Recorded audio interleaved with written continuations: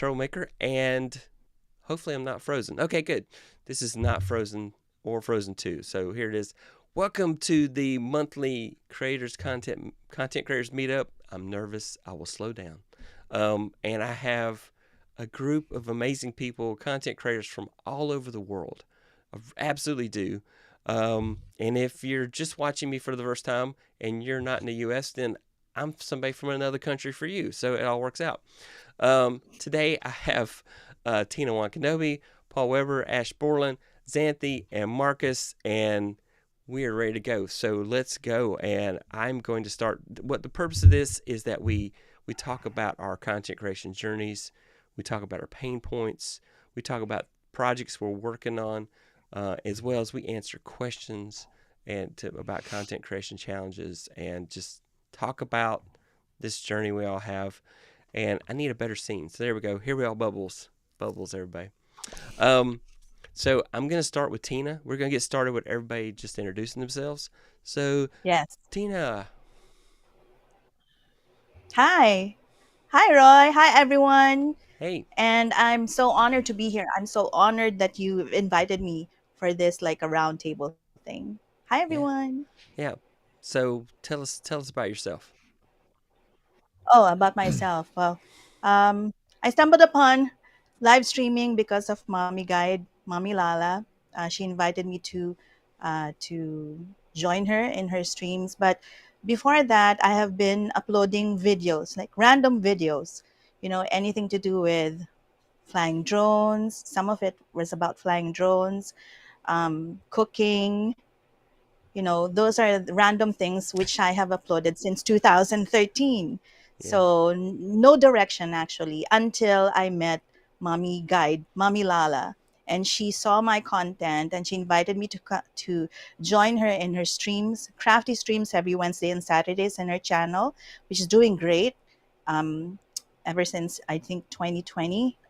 But I joined her only last year for the whole year. So this month is actually 1 year anniversary since I joined her stream. So And there, that's and how. I'm convinced you guys don't sleep either. So I'm just going to say that all team no sleep. So, all right. Paul Weber. Yeah, hi Roy. Thank you so much for inviting me onto the panel today. It's a great pleasure to be representing the UK, and my journey as such. I've been watching your channel and your growth pretty much as part of the same live streaming group that we both joined back in the day, and that started for me. Back end of the pandemic, I think. So kind of 2020 was when I get started in live streaming. I'd never done it before, ever.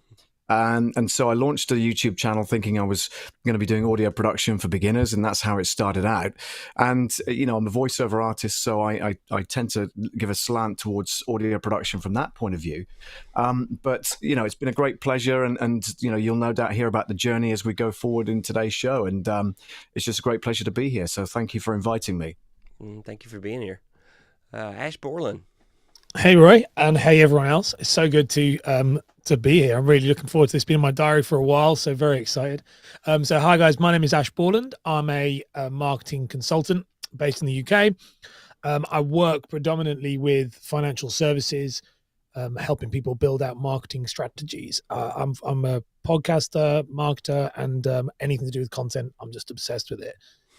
Really, I'm sure we're going to unpack it as we go through with this as to how I got into it. It's quite a strange journey, but just absolutely love this. This is more of a labor of love right now because I do that all full time. So this is more just being able to hang out with other creators and talk shop for an hour is just wicked. So really excited.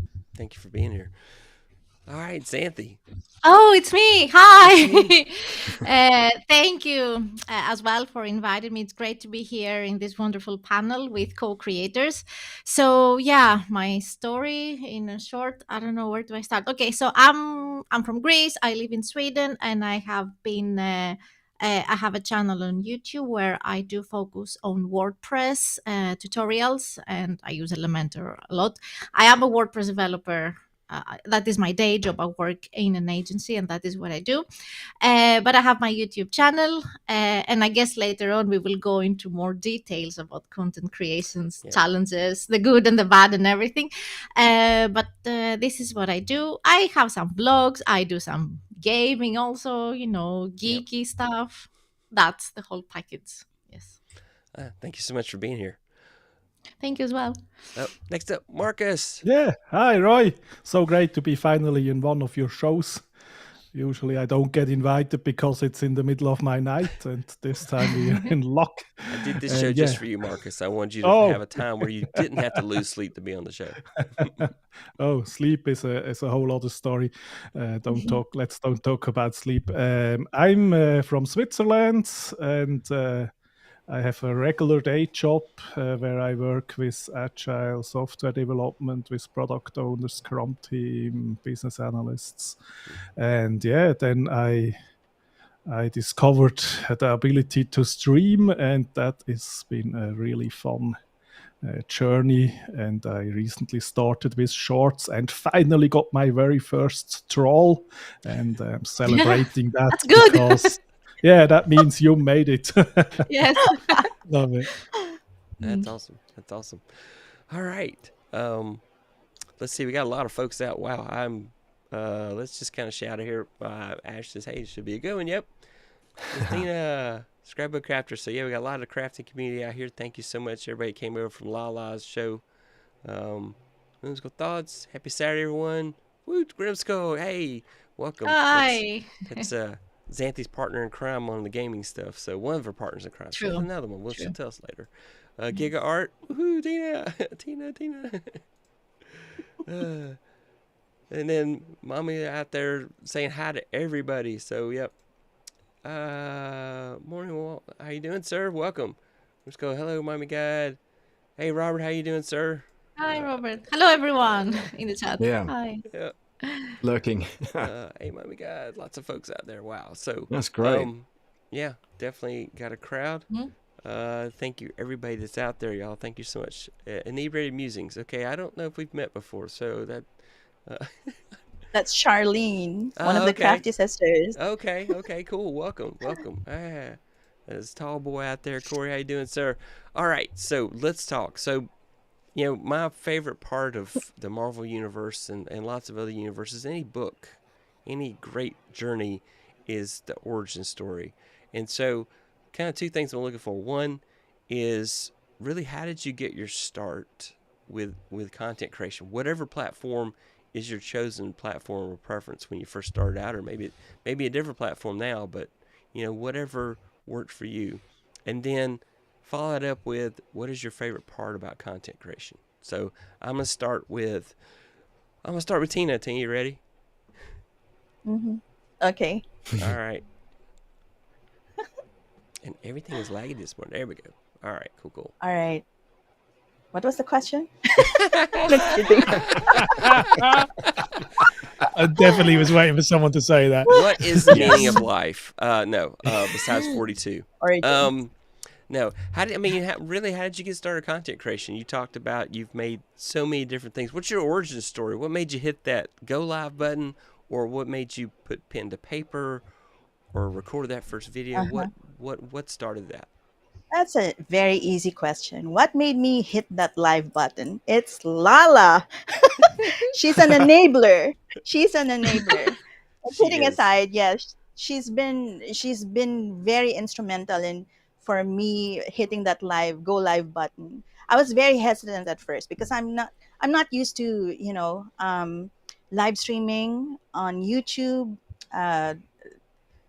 The most that I have live streamed was on Facebook, and that was with my family, right? Not with out in the public like this. So it was Lala. She's like my mini Leda. So it's live every day with Lala.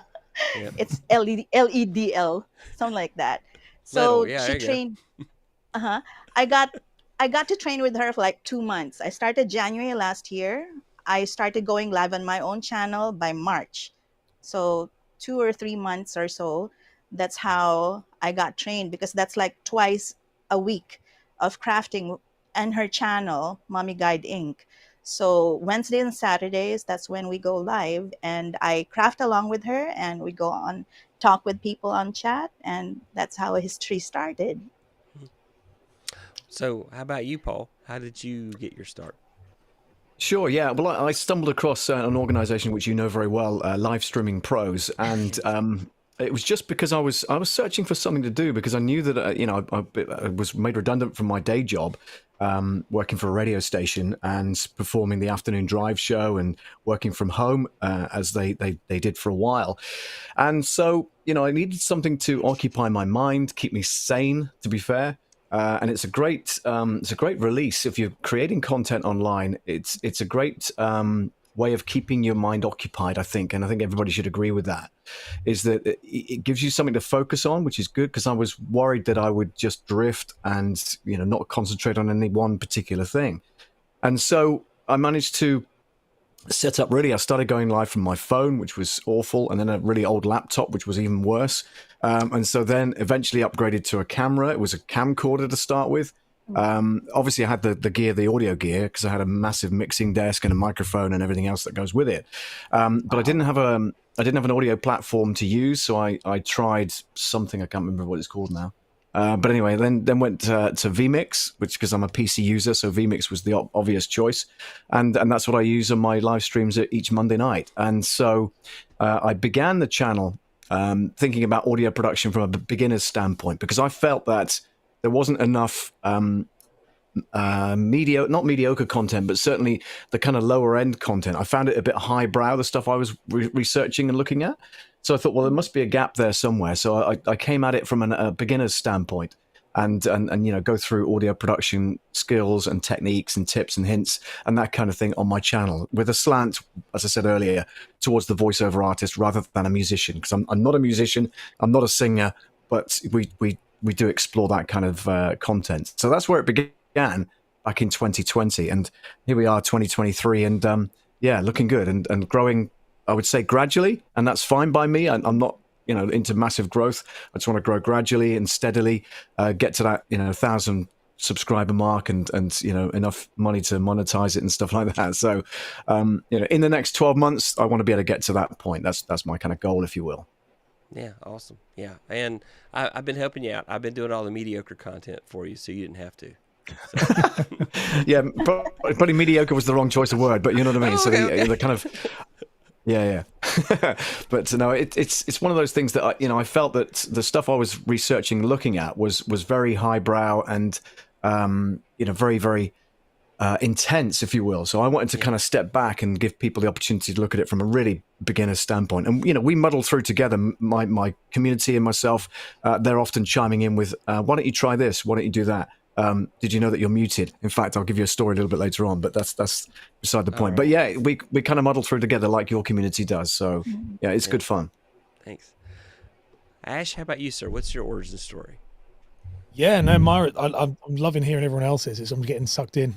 So my origin story, probably similar to lots of people in the beginning. So in some ways, so I'll kind of like go back to the beginning. So I started off originally in musical theatre, performing arts. So that was in London. I worked there as a performer and left that. And the reason why that was important was I left that and I went and became a real estate agent, a state agent here in the UK, real estate in the US, so to speak. And I moved from there into mortgages. So I just ran away from this performing arts career that I'd had. And I was very good at it. I worked in the West End, but I just forgot about it. Went on, did a normal life, got married, went and did it, and thought they just buried it away. And then about 6 years ago, coming up to 7 years in February, I was working self-employed as a mortgage advisor, and I kind of had enough. I'd fed up of relying on the people to constantly generate leads from them. So like working with other partners to make business. And I'd followed quite a lot of fitness industry creatives at the time. The fitness industry at the time was really starting to grow. They were using Instagram a lot. There was these people that were using podcasts, and I kind of stumbled as well across Gary Vaynerchuk, as people have, and I was just kind of listening all the time but never doing anything, just kind of listening to it. And it kind of hit the point where I just decided, you know what, I've got to stop moaning about this. I'm going to pick up my phone. And at the time, I think it was an iPhone 5. And I remember before I went to the office, I propped this phone up against my coffee mug, and I just made a video about how to buy a house and how to get a mortgage, and it was 1 minute. And I didn't really think much of it. I just did that, and I really enjoyed it. So I was like, this is really fun. So I did it the next day, and subsequently 7 years later, I've never missed an upload. I've never not made a video. But what happened was, over that 2 years, originally it was purely just for mental health, if I'm going to be honest with you. It was purely for mental health. And but what happened was, at the time, no one in the industry, in the financial service industry, had ever done it. And I didn't know that. I just kind of was just doing it. And so I ended up being a massive disruptor in that space. And fast forward to when COVID came, and when the pandemic hit, I was like the leading guy in the UK at content marketing for financial services. And I just kind of made a decision where, when the world started moving digital, I just decided, you know what, I'm going to move into this, and I'm going to shut my business down, and I'm going to go all into trying to be a coach in this space. And fast forward from that, and it has gone mad. You know, I've known Roy now for about a year, and it's crazy. Like, even what has happened in a year, like it blew up. And so now that my day job is this, I'm kind of pinch myself every single day to look at, you know, I have like 2 podcasts are in the top 20 marketing charts in the UK. I have a multiple 6-figure business that's been built purely from sitting and putting my phone up against a mug and doing exactly what it was. So that's how I got into it, was purely just exploring an interest, and then not giving up every time everyone told me I was wrong, you know? So that's how I got into it. Yeah. Yeah, that's awesome. That's awesome. I was going to be a rock very star. inspiring. Yeah. Yep. Well, it's one of those stories that's inspiring when you hear it, but it's also like just as exactly the same as everybody else's. You might sound it when you connect the dots at the end, but at the time, maybe when you're going through it, it all made sense when you look back, but during it doesn't really. It just, you know, and to be completely honest with you, the bit that I've loved the most about it, with that, is nothing to do with the business or the growth it's actually getting to meet wonderful people. Like, that has been like, this stuff right now where I'm hanging out with you guys, like, this is the bit that means more than anything else. Like, the fact that I can meet new creators who think about the same type of thing as I think. If I could do that all day and every day and not have to work with, then I'd do that. All right. Thank you so much. Yeah, I was going to be a rock star, but that didn't work out. So. You're a rock star to me, mate. Okay. I appreciate that. All right. Xanthi, tell us your origin story. Yeah, well, after listening to Ash's story, I can say that I could see very many similarities into my story. So mine has kind of a ups and downs, which I guess also might be relatable to many of you. So in how back do I go now? Around 2010, I was freelancing with WordPress, and I was figuring, okay, I could do YouTube as a marketing channel, you know, to promote my services. But at the time, I was suffering from huge imposter syndrome. And it took many years. I never did it back then, or I was trying, but I never did it. It took many years to overcome watching content on YouTube. Gary Vaynerchuk, as I said, it kind of helped me a lot to get over that fear by saying, nobody cares. I mean, just go there and do your thing. Why are you afraid? You know, that kind of mentality.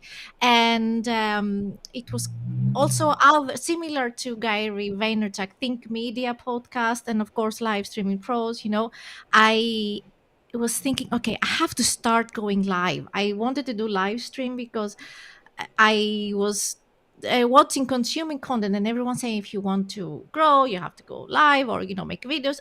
I deep inside me, I wanted to be part of that world. That is maybe my why. I wanted to participate, not for money, but I wanted to be a part of this amazing content creation world. And I discovered, or found on Facebook, that the leader challenge. And then that is when I went live, pretty much for the first time in a way. And after that, after passing over that initial fear of going live. I think it's my favorite part now, just go live, even if it's for one person. It's what gives me energy, adrenaline. It's so fun. And now, after overcoming the imposter syndrome and everything, yes, I do focus and I do create WordPress tutorials. I do have a job. I don't freelance anymore. I have a job and I'm very happy there. But it is my thing. It's what I love doing. And I keep doing that. And I have some vlogs as well. Because we talked briefly about it previously. There is something called burned out. And okay, I do like producing tutorials, but sometimes my creative brain wants to do something else. So I do some other fun stuff as well. So if I can summarize it, that's what my origin story pretty much is: overcoming the fears and then just going all in now. Yeah, that's awesome. Yep. You didn't talk about your gaming channel, but I guess you can tell us about that later. I It's wanna know part about also. that. I mean, well, in 2015, I was trying with a friend of mine. I said, should we go stream like on Twitch and play some games? And I do play video games in my free time. But actually, it's not something that I want to do on a constant basis. But I do enjoy gaming with friends. And yeah, we do game with Grimskull and Sersting also. We do, Yeah. but on weekends. But it's a fun thing as well. It's one of those things, to have fun. It's friends getting together gaming, and you just happen to live stream at the same time. That's fantastic. Exactly. It's another way of making content for fun. For fun, like having fun while doing content. Yes. Yep. Marcus. Yeah, in the Swiss Alp, How where did Roy you become puts a me. superhero? Yeah, so I was just thinking I could go a little bit back more, because I have 2 steps maybe to my origin back in 1990, when there were no smartphones and no reasonable way to publish yourself like today. You can just go on YouTube and you have no entry barrier. You can do it, and there was no such thing. And back then I was 15 and I was making hospital radio, and that was a passion of me, where I really had a creative outlet, and we got to do all the cool things, producing radio and talking with people. And then I did that for many years, and then that kind of faded out, and I had a pretty standard, normal, everyday career. But there in the back there was this aching to maybe do something, and it was getting so much easier. And then, as many others of you, I stumbled up on Live Streaming Pros and did the leader challenge, and it took me twice to do that twice, and then I finally thought, okay, let's do that, let's go live. And going live was really a very good thing for me, because I'm a bit of a perfectionist, and that always holds me back in content creation. But with going live, I announce I will be here at that day at that time, and then how prepared or unprepared you are, you just go there and you start talking, and that is the best cure to my perfectionism and procrastination. And it is so much fun, and I especially love the community, meeting people like you right here, or meeting people in my chat and helping each other. And so Lala is an important part in my stream. She was my very first interview guest, and she's a moderator, and she always gets up in the middle of the night for me to moderate on my stream. And it's just fantastic, and it's all just beginning, so the adventure continues. Yeah, This is gonna be an amazing year. So I don't know, I'll do my origin story really, really fast, because you guys have, if anybody's watched this before, I bored you already. But so I've written some books. That was kind of my content creation journey. But in 2017, I started a podcast called the One Off Tech Podcast. And I did that for 2 years, and then I took a 2-year break, and then COVID happened, and suddenly I said, I got to start that podcast again. I had wanted to, and then I had no excuse because I was trapped in my house. So I restarted my podcast, and then Lita happened, and I had been collecting gear to go live. I've been uploading videos to YouTube forever because of teaching, and nobody had anywhere for me to host videos. So I do like tutorials, upload them to YouTube, and my students would watch them because I didn't want to repeat myself multiple times after I demonstrate something. But then I watched Lita, and I pivoted. I took my podcast on live since my tech news show wasn't working out on YouTube. So I said I'll do my podcast, and then I take that audio from that show and then I make it into my podcast. So that has just been my creation journey, and I love going live. I've gone live every Tuesday for about to hit 2 years, so I'm really excited about that. I'm just going to keep it going and having a lot of fun along the way, and I keep getting better, and it keeps getting better, and so as long as you just keep doing it for fun. I did burn out last year, like you were talking about, Xanthi. A lot of us do, and I just got to keep going. So there are a bunch of people out there, and I know I am way behind on everybody saying hi to everybody, but I'll try to catch up. Kirsten Eskimo, yep. Well, saying hi to Robert, yep. Lots of folks out there. If you do have a question, I don't have a moderator, so you just have to accept that. Put a Q colon to make life easier so I can find your questions. Anybody has any questions? And one question that nobody mentioned answering was, what's your favorite part of content creation? So when I come back around, you got to tell me that. Definitely lots of awesome folks out there. Welcome everybody out there that's out there today. Walter Strong in the house. How you doing, man? Every time Walter says good morning, Tech Troublemaker, I literally hear it in his voice in my head. So Tech Troublemaker. I know. He's like a wrestling commentator. That's what he reminds me of. I just need to get him to do a soundbite for me. Yeah, AV mix. Yeah. That is his thing with that. When you speak about power, that I always say with Walter, but my thing was that when I first met him, I was just kind of like, it was like he'd floored me. He was like really normal, and then he just pressed live, and then he was like, welcome. And I was like, oh my gosh, this guy is like hardcore. What is this? This is, I feel like I'm on WWE or something. Welcome, Sammy Pie. I think you're new here. I don't know if you're not. I'm sorry if you've been here before. Victor, welcome, sir. Yep, definitely. Ash already had a database of content you build on. They will come. Yes, that is definitely true. So, all right, let's hit the next round. So, two things. I need you to tell me first, what is your favorite thing about content creation? And then why you got this camera on you. Let's talk about pain points. I know a lot of us have had some crazy challenges in our content creation journey. Just things that, perfectionism is one thing I've battled. Also, that need to have the best gear possible was another thing that was a challenge. These are just first world problems, I know, because you can just go live with a camera. But Tina, I'm going to start with you, and then tell me about your challenges of getting started with content creation. Okay, do I start with that? Start with your favorite first, though. We'll start with that one. What's your favorite part of content creation? Favorite part of content creation is creativity, because most of the things that I do on my live streams or in my channel is about arts and crafts, but mostly art lately. So that's my favorite thing. I watch a lot of other channels to find inspiration on what I can show on my own channel, and then I tweak it a little, and then I show it to my friends by way of live stream. So that's the part I really enjoy about. The one thing that's blocking me, that's like preventing me from being creative, is like not finding inspiration at all. Sometimes you get that creative block, right?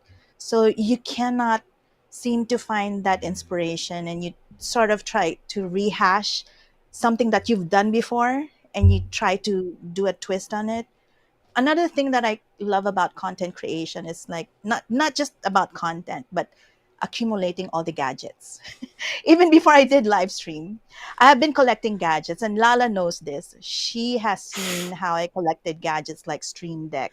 I have a Rodecaster Pro back in 2020, and it stayed in the box for an entire year until she convinced me, use it, learn to use it. And so I did when I joined her in her live stream. And that's the time that I watched the videos about how to use it. And so I enjoyed unboxing gadgets. And Stream Deck, I have yet to use it constantly, but it's just sitting there in my shelf. But I need to use it. And also cameras. I love cameras, so I basically have two Sony cameras, which I love, which also live streaming pros suggested and recommended. So there. But once you start using the Stream Deck, you will not know how you managed without it. I promise. Absolutely, I agree with that. Yes, Yeah, and if you 100%. bought the 15 button, you will go back and buy the 32 Yeah, because you the regret you XL. bought the 15 button. So No, this is where Roy keeps wishing he lived near to me because he knows I don't. I would rather swap it. I prefer. I've got the 32 and I just use like 10 buttons. I even have Yeah. now the pro one. They sent me one. And I was like, I don't even know what to do with that. oh yeah, Keep it simple. 15 buttons is enough. We don't want to overcomplicate. Yeah, too waiting. I bought 32 and I literally have on and off. on the I really need 15, to use it. oh sorry, I was gonna say on the 15, I kept having to go page because I would literally set a button Yeah. for every scene and the sound Oh, effects. you have okay. Yeah. Okay. Yes. So makes and like sense. so 32 is like oh, I could stay on one page for most of the show. So. Yeah. Exciting. Okay, thank you, Tina. Appreciate that. All right, next up, Paul. Tell us first of all, Yeah. what is your favorite part about content creation? Sure. I think you touched on it in I say rehearsals, but in the green room before we went live, you touched on it, and you said one of the most important things of when you go live is getting that feedback and getting that interaction from your community. And for me, that's brilliant. When somebody pipes up and says, "How do I do this? How can I solve this? What's the route to do this with?" I'll give you an example, just very briefly. Last Monday when I went live, a guy said. And he may well be in the audience today, Matt, said, how do I mic up a viola? Because I've got a friend of mine who plays one and I'd like to mic it up. And I said, well, there's a number of ways you can do it. And we went through some hints and tips about how to get the right sound out of it. But you know what? It was great to get that kind of, because then that A gives you content above your normal content, because you then go into more detail about it. But also it's beneficial to your audience who think, actually, yeah, that's a good question. I didn't, they're either too shy to ask it or they haven't asked it before. So, that for me is the best part of live streaming, is when you get interaction from your community, your crowd. And, I think, Tina, you said it earlier on, or maybe Xanthi, where you went live and it was just one person. It doesn't really matter. Because you have fun with that person, and as long as there's kind of interaction there back and forth, it doesn't matter if there's 1 or 21 or 2,100. It doesn't really matter. When you're live and you've got an audience, and even if you haven't, people have watched the replay. I've found that in the past that I've done a whole hours-long live stream of audio production. There's nobody on. I'm going, well, fine. Thanks very much. Thanks for showing up. but then I get a lot of views after the fact because of the title and the thumbnail and all that jazz that goes with it. So that for me, the best part I would say about the live streaming is the interaction.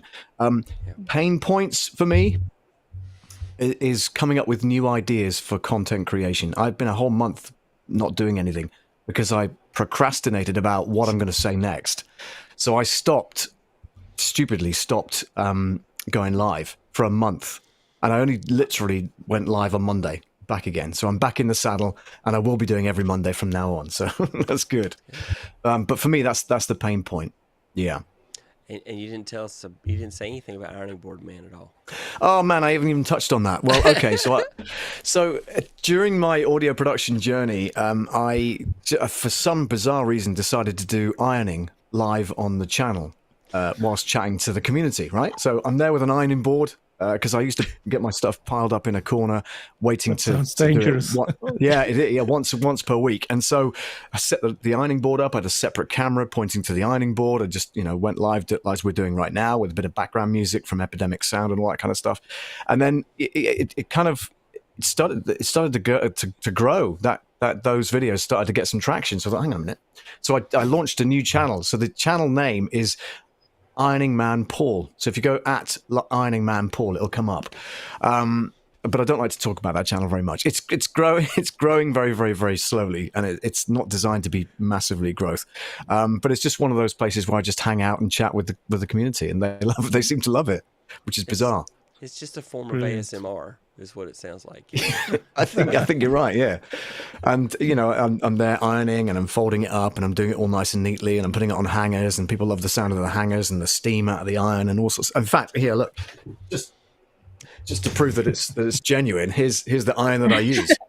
So Can I say something about that? it's not Same. on. Yeah. Please. I was just watching another video, and it was a woman, and she was saying that do something else, like put your makeup on or do something else while you're talking about something, because that makes the audience want to see where you are getting at with that, and it makes them stay longer. So if you're Yeah. ironing while you're talking about audio production, people are going to stay because they want to see, okay, he's ironing, he's going to fold them nicely, what is going to happen? And they get to listen to what you say. So that is a very Yeah. good thing, actually. So yeah, keep doing that. Thank you. Awesome. Yeah. Yep. But it's now got its own channel, so that's cool as well. Well, okay, yeah. And there's information about it in the description, guy. I have information about all my guests today in the description, so please see there to find their links and such. Ash, what's your favorite part of content creation? You kind of touched on that earlier, but what's your favorite? Yeah, part? no, there's so many parts. I was trying to think this through, thinking what do I love the most? And there's so many. It depends on at the moment. I've already touched on kind of one, but I think one of the things I love about content creation is the kind of logging and documenting what you know at that point in your life. I think that for me has been groundbreaking. That's the bit that for myself of looking back and being able to go, wow, like that journey has been 7 years, and there are videos that document that, and sometimes that's really helped get over that kind of feeling of I'm not doing very much. I really do, and I always feel like that. I feel like that every single day, and I'll go back and watch a video and go, wow. So I think that's been my favorite thing, is realizing that you can look back and go, I've made like 1,000 videos, and I know, or I've made 1,000 podcasts, or whatever, and you go, actually, I do know. Obviously must know something because I couldn't have taught. And so that is actually one of my favorite things. I think it stems off a lot of imposter syndrome for me. That's where and then I find that then sets me up for everything else in my life, because if I can do that, then I can do other things. If I'm committed, my favorite part of it is it really is like a diary for me now. Like that's really is a diary.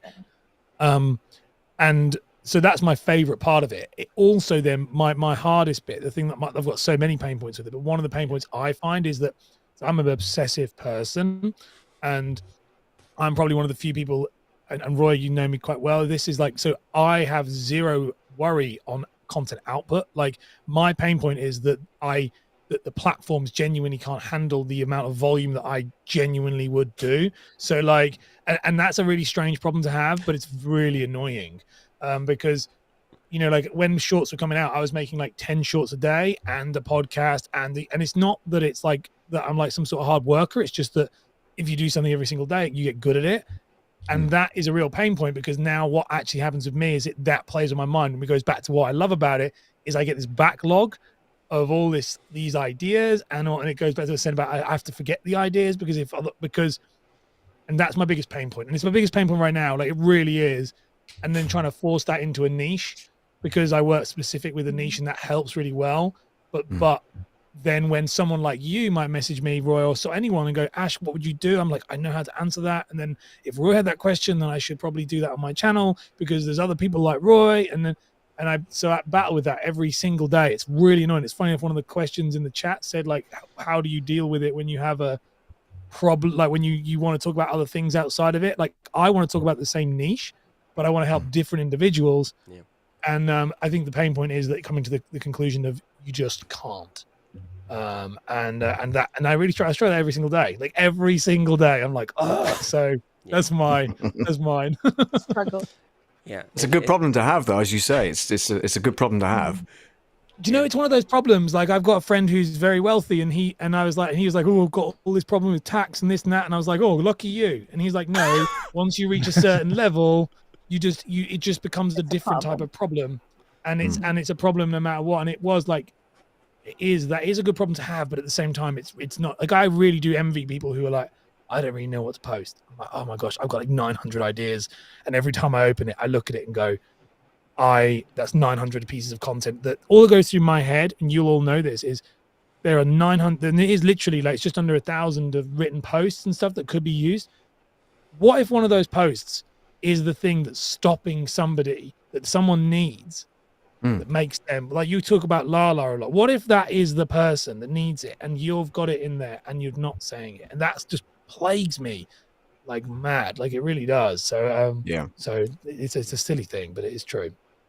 Yeah, and then definitely a good thing that one thing you mentioned, your setup. You've got a dedicated setup, and a lot of people, content creators, don't have a dedicated setup, and that becomes friction, and that prevents you from creating. And if you set up a place that this is where I'm going to go and I'm going to create, and that's all it's for, then you are much more likely going to create than if you, I've got to set that stupid light back up again and put the camera up and this, that, and the other. You won't create. Or I've got to do this, that, and the other with some program in order to make this work. You have to make your process as frictionless as possible. And so, definitely, Ash, you've done some streams where you talked about your entire process and broke it down and how you've got a very formulaic system that works great for you. And that's what a lot of people need. Maybe they need some sort of organization like that really help them through their challenges. It is good. Like you can do that. Like I it's like the vertical short stuff. Like I ended up buying a new Canon camera purely to be able to shoot it vertically, because it sounds so silly, but the investment of the money meant that if you can talk about 1-to-1 camera like that, and then I literally have one on an Elgato arm the other side, and it's upside down, so to speak, or I can then turn around and speak to that one, and the train of thought is exactly the same, but two are running at the same time. That sounds so silly, but that's how you can scale it, and it is and a lot of that I learned from stuff like from live stream pros like Loria. Like it is like a lot of that stuff is if you watch those guys, Nick, Loria, like, and I've had them on my podcast and spoke to, and you watch them, you can see like, oh wait a minute, you can stack what they do and find your own way about it. It's pretty clever. Yep, awesome stuff. All right, Xanthi, what's your favorite part of content creation? How much time do we have? How many hours? Okay, I'm going to need you to shorten it just a little bit. Marcus said he was going to bail if he didn't like the show. No, I'm kidding. Marcus. Well, the thing is that I know that there are maybe 20 things that I want to mention, and I'm not going to be able to mention them. I'm going to forget them. But you can do an episode on your channel and let me know, and I'll make sure everybody comes and watches. Okay, true. Need content ideas. Yes. Well, the favorite part is, as many have already said, is the connection with other people, and not only with the audience, which is amazing, of course, but also with other co-creators like you.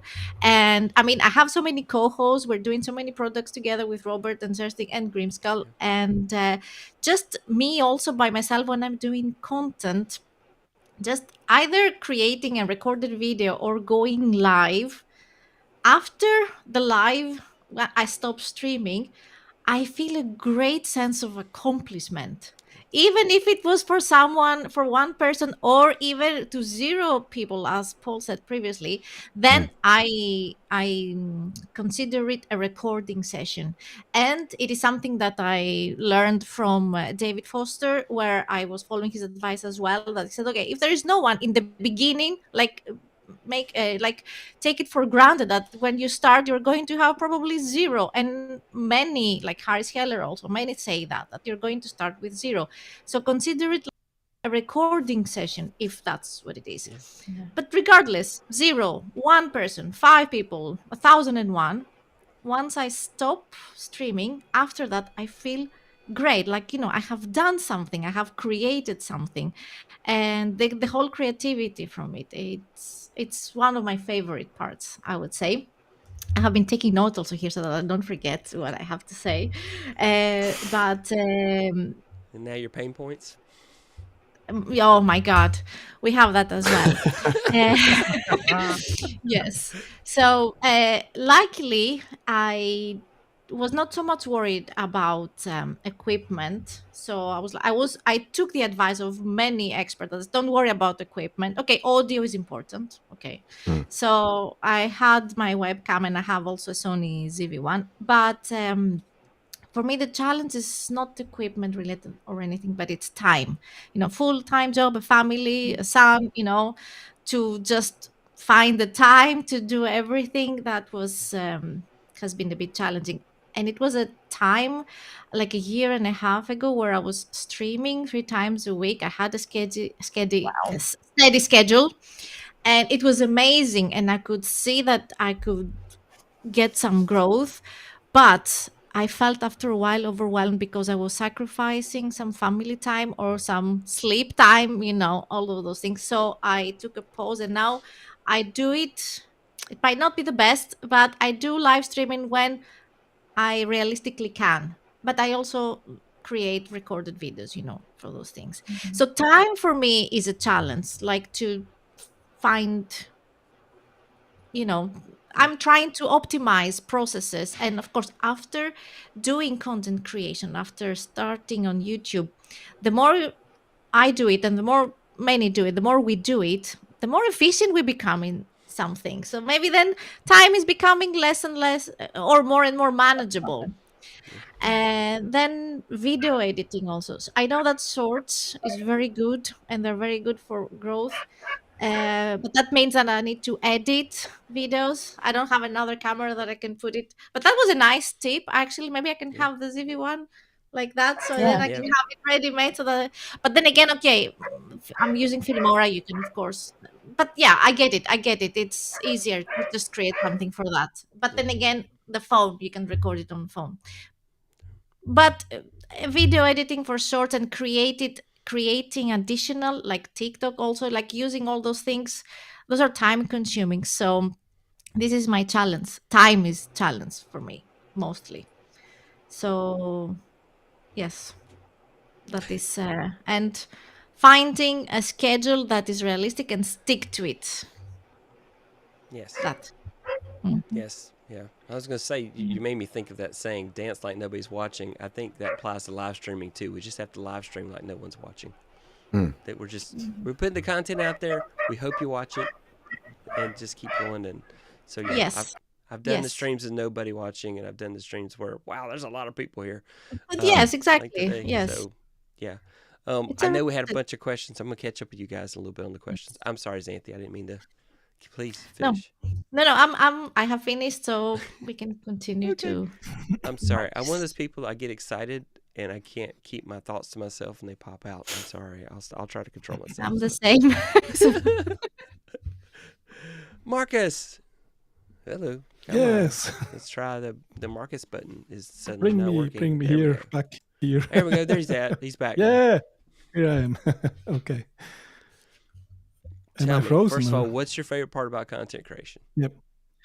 My absolute favorite part is the community, is interacting with people, and there are so much more things. It's also, I got to discover a whole new side on me because it's so different to what I do in my everyday job. I got to experiment with new things, try new things, and get confidence in other situations in my life. If I have to do a presentation in front of people, I know, okay, I can do that because I can do it on the stream, so I can do it in real life. Yeah, awesome. And so, what are some pain points that you're challenged with, that you fought with, or have already defeated?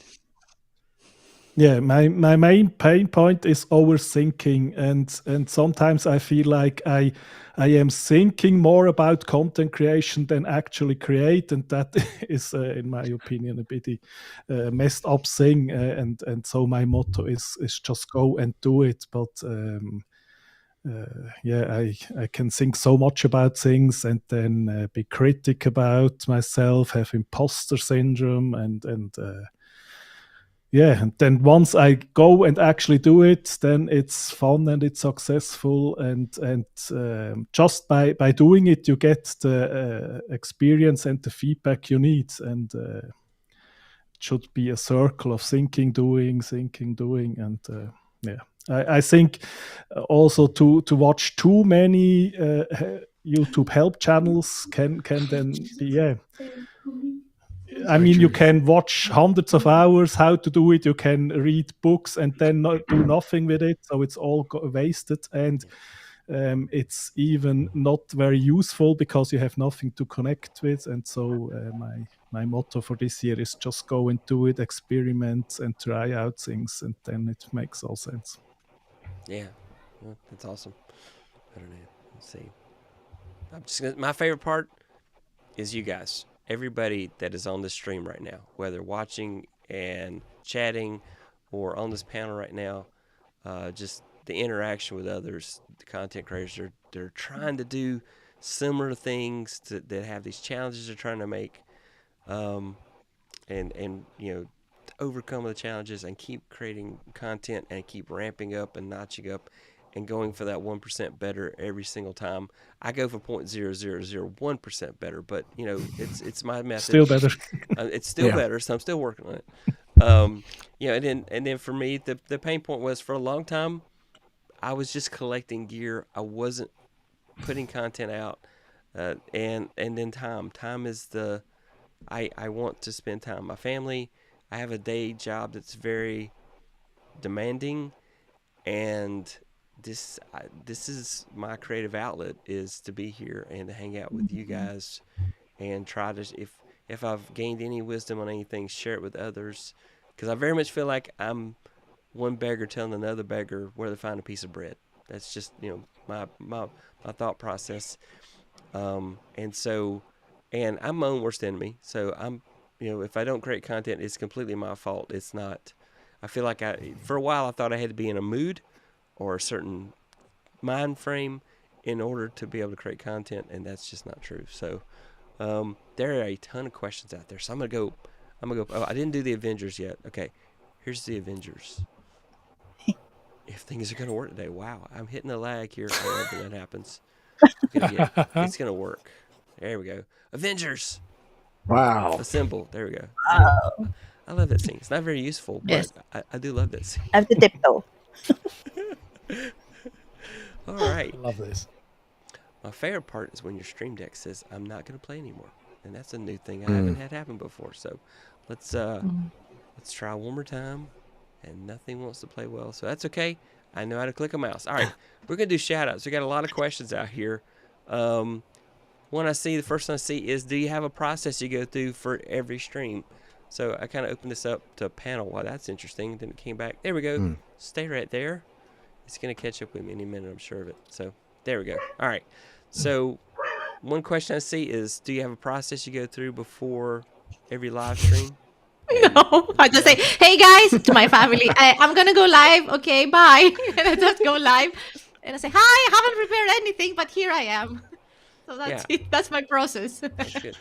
Yeah. And anybody else have any kind of process? I know some folks have checklists and all that fun stuff. Mm-hmm. Yeah, I do. Because of my background in radio, I've been in radio since 1988, and so I got into the habit of scripting everything. So I tend to write a script for my my live streams, just bullet points really, and I try and get it as close to the camera as I can. I don't have an auto cue, so I have it fairly close to the camera, so it looks like I'm still looking at the camera rather than a script on the side. But yeah, so that's one of my preparation processes, I guess you would call it. The other, of course, is getting the sound right. I was going to touch on this very briefly. The Monday night just gone. I was 2 minutes in before somebody said to me, "Are you muted?" Oh. Cool.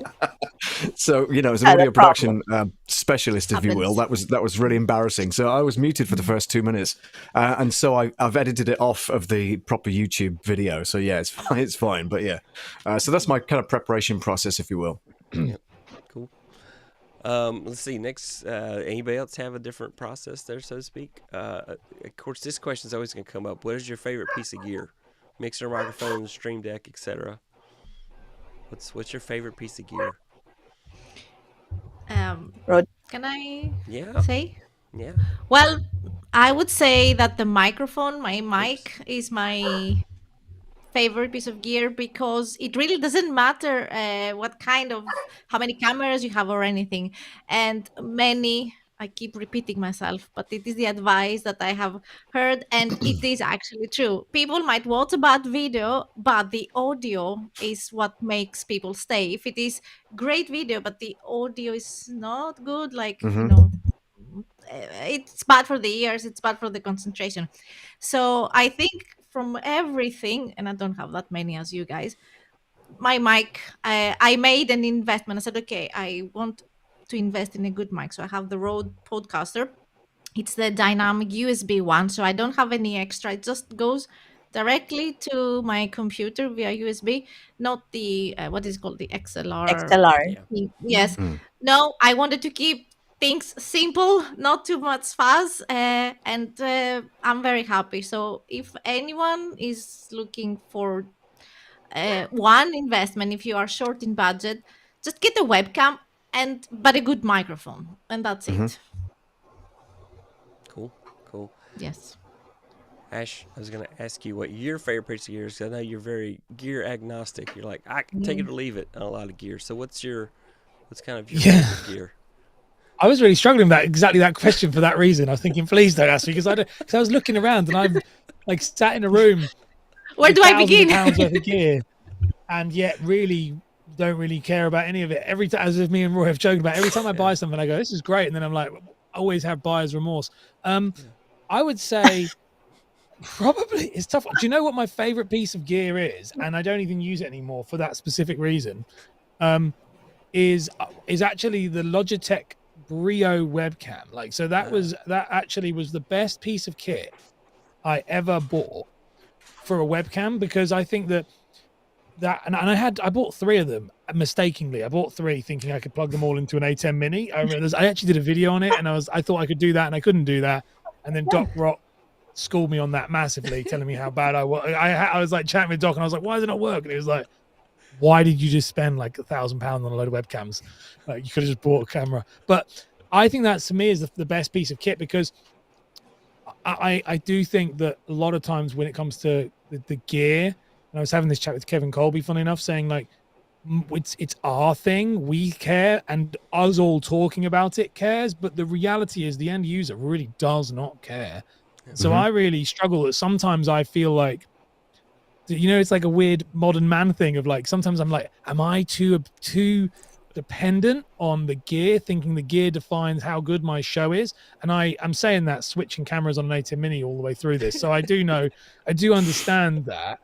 But at the same time, like, I think that the best gear obviously is that camera, but actually my favorite thing when I work with clients, I just think a good mobile phone is probably all you need. I think that is the best investment. If you've got a good phone, and now with Apple doing the update where you can use the camera as your, like, we're getting to the point now where Apple has pretty much taken everything out of the point of actually needing to use physical gear, with Stream Decks now having apps, and really all they are is hotkeys. Like, that was a big wake up for me a couple of days ago. I was like, I'm paid for the Stream Deck and I'm pressing all the buttons, and I was like, wait a minute, I could just literally program the number keyboard True. to do the exact same thing. Like, and that's always my battle with gear, is it's like, it's for me, not for I had the microphone that you have there, the Rode, and then I bought this, and I was just so I could look like, oh well, the Shure SM7B makes me look better. and then and everything is all about, well, it makes me look better, makes me do this. I even bought the Canons. I bought the Canon M50 Mark IIs but I felt like embarrassed because they're not Sony, because Loria says you got to get a Sony. So I was like, I bought the Sony, and then I was like, no. So I'm funny with gear. I really do think that if you're people, so it's a long-term story, that people who are listening to it, my biggest thing is like your phone and how you show up, and it's more important about rocking up consistently. I think that's way more important. And I actually do think the money you spend on gear, I would rather, when I say this to people when they ask me, a camera, the amount a camera would cost with a good lens, like say like the Sigma 16, which I've got on this one, I think. If that one there, that whole cost would probably cost all your subscriptions that you need for a year in order to make better content. I think the software is more important than the gear. So, like, the being able to use stuff like the script, that's way more valuable to you as a creator than whether you can press a button to shift. True. I think. Yeah. All right. Well, let's change up gears, and my question now is, what's on everybody's wish list for gear? Oh boy. A hard question. No, that's $1 million question. Yeah. If I may say, because I did away with a big 32-channel digital mixing desk, which I was using for audio production and stuff. Went to the Rodecaster Pro 1, And then because somebody watched my stream, loved how it sounded, I sold that and the microphone at the same time and bought a Go XLR. So I'm now on a Go XLR with a Tascam mic, condenser mic, which is this one here, which is pretty cool and sounds great. And so my wish list for new gear would be a Sigma 16mm lens to go with my Sony A5100, which is discontinued. Oh. Yeah. The lens is not discontinued. The camera is discontinued. But I thought you meant the lens was. I was like, no. To be fair, the Sigma, all. I don't think the Sigma's that. Like, again, I bought the Sigma. I don't. If one thing I found with the Sigma, and I'd be interested to hear because I'm not a camera guy, I don't understand it. But like Nick Nimmin was the one that told me, he was like, get a Sigma, and I was like, great.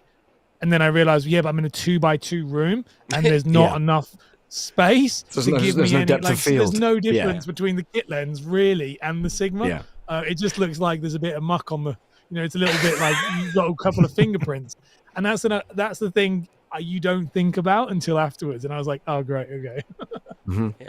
Yeah. I know, Marcus, your time crunched. I got an extra half hour. So okay. I was gonna say you guys can get all the answers to all the questions right now. No. Somebody wants to know what's your favorite graphic, overlay, or sound transition use. I guess this is more, anybody have a? I don't really have a favorite. Does anybody have a favorite? Yeah. Let's get my favorite Sound? app, Canva, Yeah. Epidemic Canva. Sound. Yeah. Definitely. I use because I'm in the radio industry. I use jingles. So Oh, that's nice. if you guys can hear that, so that works sometimes. Yeah. That's amazing. Yeah. That cost Yeah, $300, that's by the a way. nice point. Well worth it. Well worth it. Yeah, thanks. Good investment. Good investment.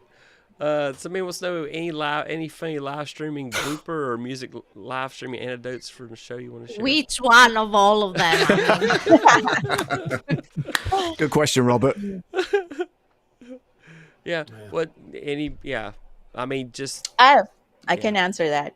please. I used to, before Ecamm, I used to have Restream, the app. So it's web-based, and you can set your live stream from that program itself, much like Ecamm, right? So I didn't have Ecamm then. I had Restream. And Restream has like the studio and then the set scheduled live stream, right?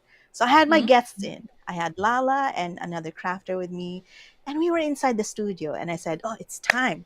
It's time for the live stream. Let's go live!" So I pushed on the button, and we were dancing, and people were messaging us, "Are you going live? What time is your live?" I said, "We're already live. Can't you see us?"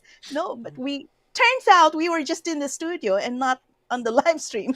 So I was like, oh my God, that's like 5 minutes of intro, dancing, and then talking. And then we had to repeat the same stuff again. This has happened to me. Exactly the I same think has it's happened happened to to me and everybody, Cersei. Yeah. Yes. Yeah.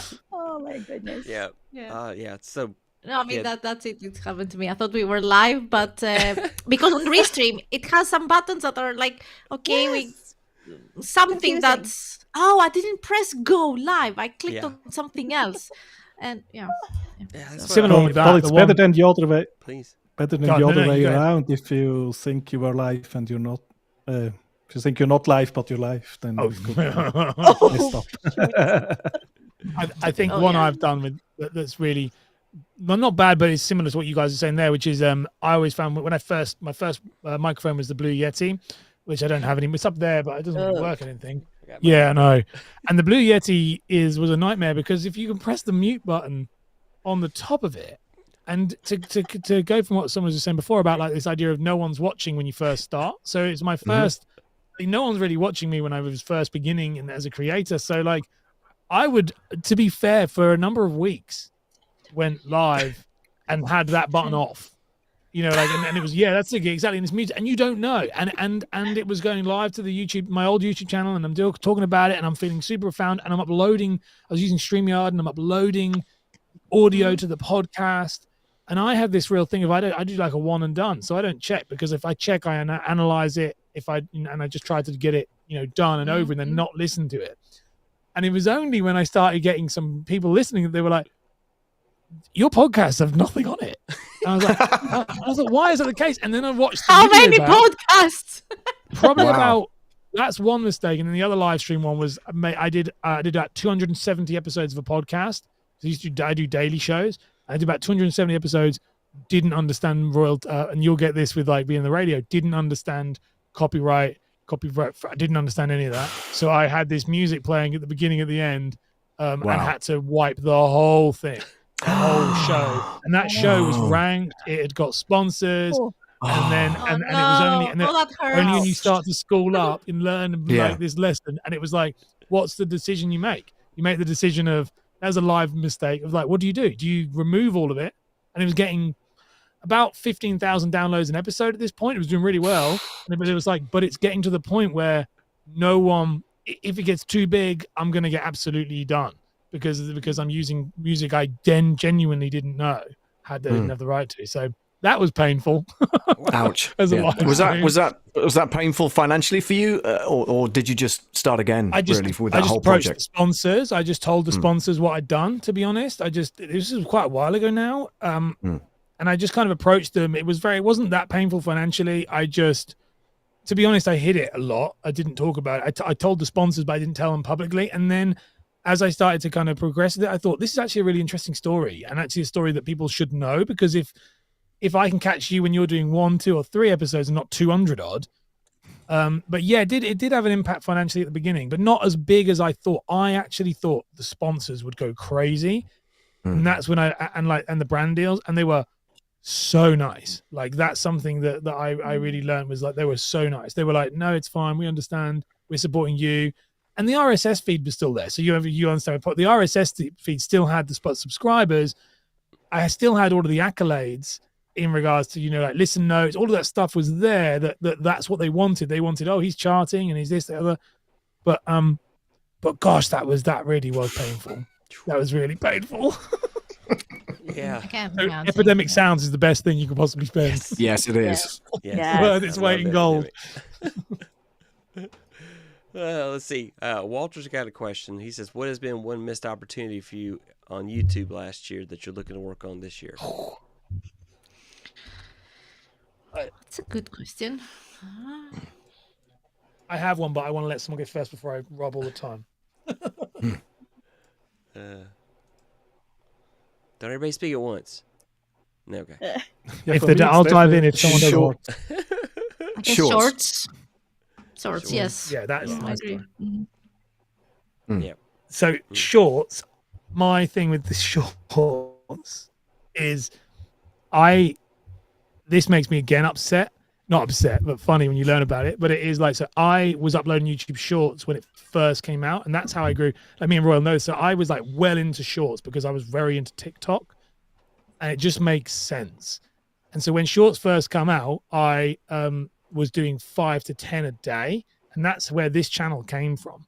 And I was saying to everybody, and I'm on Walter's show going, you need to be on shorts. Shorts is the thing. It's where it's going to be at. And if you don't be short, Roy's like, no, it's the story. And I'm like, do it. And then I told it, there's a guy called Austin Armstrong, who's a friend of mine, who I said to Austin, I was like, you need to be on shorts. He's like this TikTok marketing guy. And he was like, yeah, I think you're right. And he started uploading 3 to 5 a day as well, like me. And then I slumped and was like, nah, I don't know if shorts is really the thing that it's going to, because then no one was talking about it. Sean Cannell, none of the big channels were talking about it. And I was like, maybe I'm wrong. And Austin carried on uploading. And some of you might know Austin because all of a sudden, and he's a good friend of mine. And all of a sudden he was like, he just blew up. And he sent me the message and he was like, I'm really glad you told me to keep uploading shorts. And I was like, oh no. So that's the biggest mistake I ever made, but that's another one where it was like, he just was like, and then he even he wrote me a little thing going, really glad Ash told me. And he's now like nearly, I think nearly at 500,000 subscribers on the shorts. And it was just like blew up. And it's because he did, not because of me, but because we were like, I was like, I think you need to move it to there. And I really wish, trust your gut, again, the story of that. Like, if you see like shorts, like we're acting on it now, that's where I think is this, it's mad. Definitely. All right. There are a bunch of questions out here, but the show will run too long, and I have to apologize to anybody. Anybody's questions I didn't get to, I will do my best to reach out to all you guys and kind of get a little snippet of your thoughts on that. Maybe you can all make shorts for the answers to the questions. There you go. If you need content ideas. True, that's a good one. Yeah. Bingo. So now this kind of we're wrapping up, and I just want to give everybody an opportunity to kind of talk about what's next. What are you working on next? What are you really proud of that's coming in the pipeline? You know, just kind of tell us about next steps, and I'm going to start with Tina. What's next? I'm still gonna be doing a lot of shorts because that's how my subscribers almost doubled, and it's still growing. And what's next is I want to be able. The reason why I bought a podcast originally, like in 2021, was to really do a podcast. Now I want to continue with that. I want to um, do interviews more, maybe a podcast, maybe on live stream, something like that. And also, not with live stream and anything like that. I want to build my own sound booth because my problem is my neighbor's dogs keep on barking every time I have a live stream or anything like that. And I'm going deep into voiceover work. Right now, I'm doing voiceover work for just one company, which I've been working on with since 2017. Now I want to branch out and reach out in addition to other companies as well. And the only way that I can produce a decent uh, voiceover work is to have my own sound booth where it's everything is soundproof and no dogs or sound of dogs are allowed inside. So that's what I plan to do. Cool. That's awesome.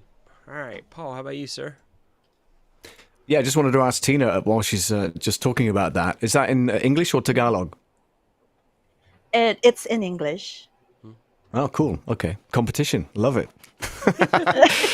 No, but you're on about my next thing. My next thing, I need to do some shorts. So I need to start doing shorts and to see how that grows and see how that makes the channel grow as well. So coming up with content that is short, sharp, to the point, and entertaining as well as being informative. I think that's my goal. I'm still doing radio. I'm on radio every day of the week for Zest Liverpool. 10 o'clock each weekday morning, doing the mid-morning show, and I record it here in my room and send it up line, and they do all the music production and stuff like that, which is great. But I'm also freelance for Radio X in Devon here in the UK, so I'm there again on the 3rd of February doing the drive time show, so I'm looking forward to that. So that's coming up soon. But as regards where I see it going in the future, my next big thing is, as I say, to create content that people are still interested in, from a voiceover slant. So hopefully, Tina, you'll be able to follow that and be interested in what I have to offer. And I'll help as much as I can as regards the kind of sound booth and stuff, and any advice I can give you. So yeah, you're more than welcome. But just to enjoy the journey and to continue creating online content and audio production. So that's my future. Cool. Ash? Sorry, I'm getting sucked into Paul's ironing channel on the side. I'm checking everyone else's channels out as we go through, and I'm like, Brilliant. wow, I'm just sucked in now. So keep that up. I think you'll be famous for that, Paul. What's for me next? Really, this kind of year is all about trying to dial in on being. I'm a bit chaotic with my content's all out there, but trying to dial in a more of a client journey and focusing on how creating what I would call brand assets. That's my thing right now. So it's like focusing on making much higher quality content that is proper evergreen for the ideal client. And part of that, and it will be within YouTube and stuff, but it's really part of that is seeing how AI fits into that. That's been a big one with AI because it's very good, but I'm just trying to figure out how that fits into the process without losing your personality. So that's, I think, going to be probably my entire year's mission, really, of figuring out how can you use AI to scale up even more, but also not be generic. I think that's going to be probably my entire focus. Yeah, definitely a challenge. As everybody runs toward AI and Chat GPT and tools like that. I think you should run away. Yeah, I have it on my notes here to say about it. So where am I focused? I guess shorts, since we all agree that shorts is the thing to focus. I know that I have to focus on that, but And also, I think I might be able to answer one question that I saw briefly appearing. Oh yeah, about the I'm headphones. focusing on creating recorded videos like tutorials about WordPress, about workflow. And since December, I decided, okay, what is working best for me? That, yes, I use a weekend, a Saturday, and I create, I don't know, short videos in that day, like record them 5 different subjects, where then I schedule them on YouTube. So once a week. So instead of filming every week, I find, okay, what day of the week do I think that I can do that? And I do that. And that has been actually very good for me. And this is what I'm going to continue focusing, because then I have time to do other stuff. And ChatGPT is very good. It's a great assistant. Yeah. It's a great way to use it to generate ideas, because you do mention, Tina and Paul, about the inspiration. Put it, give me 5 to 10 ideas about audio production, about that and that equipment, or about crafting this and that with that material. And you get suggestions that can help with creativity. So I'm using Wow. also AI to become more efficient and to help me as my virtual assistant. That is what it does.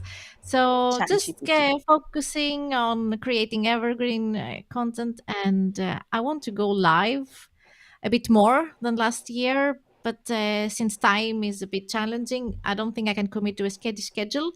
But I will do it as much as I can. Yep. Marcus, what's your next Yeah, adventure? for me, Yeah. yeah, for me, definitely lean into the shorts. The last 2 shorts I did were the ones I really tried, not with very much effort, but with just thinking about something and trying. And now I think I need to go into batch production of that, because coming up with one idea, filming it, and putting it out is much too tedious, and that will be a thing. And then booking interview guests. I have a lot of fun interviewing people, and I'm always very interested in what people have to say, and so we'll go on with that. Good stuff. Good stuff. I guess I'll talk for a sec. So you're gonna see a lot more shorts from me. I've started doing that. My process is insane. So if you watch my video, how dumb people make YouTube shorts, that's my process. It shouldn't involve Final Cut Pro and going AirDrop back and forth between the Captions Oh my app and Final goodness. Cut Pro. Nobody should do it that way. So don't. It's a cautionary tale. I'm also going to be doing more interviews. Definitely continuing the Creators Meetup, because that's a lot of folks really enjoy that. I thank you all for watching it. But going to be much more interviews, and more focused on my recorded videos as well, because I literally have a notebook full of ideas for my recorded videos, and I keep putting them off because going live is so much easier than doing a recorded video and having to edit, because hey, we're live now and what you see is what you got. So that's it. Somebody asked about the headphones, so let me find out. Somebody asked why some people wear larger headphones and some do not. And for me, it's because my wife says I look silly with headphones on. Have in ear. Here they are. I guess it's a personal preference, right? Yeah. So Yeah, I have the in-ear one, and this one are much more comfortable. They look very So- comfortable. I just Yeah. have big ears, so I just think I'm the only one without a headset. I've got in ears. That's what I do. But Yeah, I got in ears. Okay. High Cool. five. Yeah, well, that's the professional way to do it. Yeah, but for me, it's because it's a better sound. It sounds better for me than those tiny things, and I've got little tiny ears, and they always fall out. So you're I a have radio guy. It totally Yeah, I makes know, sense if you exactly. have headphones. It would probably Yeah. break some law if you didn't have headphones on. You're probably right. Yeah. All right, that is our show. I just want to thank all of our guests. I want to thank everybody. I know I didn't get. I tried to get as Thank many of you, your comments as I Roy. could, but thank you so Thank much, all of you. you, for being on the Thank show. you. Nice to meet all of Thank you. you. Yeah. Yeah, it was so much Thanks. Gonna fun. Yeah. check out Great all to your meet everybody. channels. Yeah. For Yeah. sure. So everybody, just hope you have a wonderful rest of your day, and thank you to everybody. And so I want to thank you all for being on the show. That's it. We're calling it. I'm gonna hit that little outro button, and yeah, bye. Have a great everybody. weekend. Bye. Bye. Bye, everybody. Okay, I'm gonna try to hit the outro button. Nothing's working today. Okay, just gonna end the stream. Everybody, just go home. Yeah. Thanks, everybody, and bye again. And I don't know. And I will have a link. I always do this wrong. There'll be a link up here that shows, like previous videos like this if you want to watch this series. So definitely get out there. There we go. Something might work. Who knows? All right. Bye, everybody. Thank you again. Bye.